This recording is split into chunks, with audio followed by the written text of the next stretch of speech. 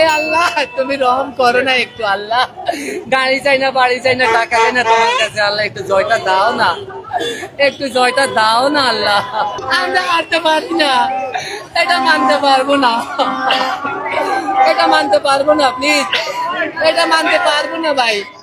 Argentina হারতে পারে না, আর্জেন্টিনা হারতে শিখিনি। আমরা ফিফা র্যাঙ্কিং এর নাম্বার 1 দল।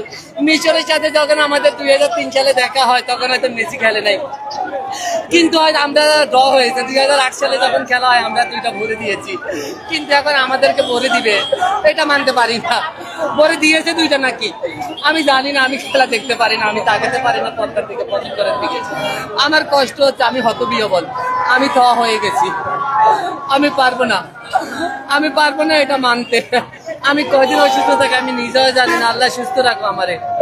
আমি পারবো না ভাই, এটা মানতে পারবো না। আমার পুরো বাথরুম আমার শীতল হয়ে যাচ্ছে শরীর, আমার পা থেকে মাথা পর্যন্ত ঠান্ডা হয়ে আসতেছে। আমি এটা মানতে পারবো না। আর্জেন্টিনা নাই, এটা মানতে পারবো না।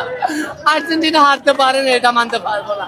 রাউন্ড অফ 16 এসে এই কাজ হতে পারে না, কারণ ব্রাজিল আর পর্তুগাল রোনালদোর দল হেরে গেছে, মেসির দল হারতে পারে না।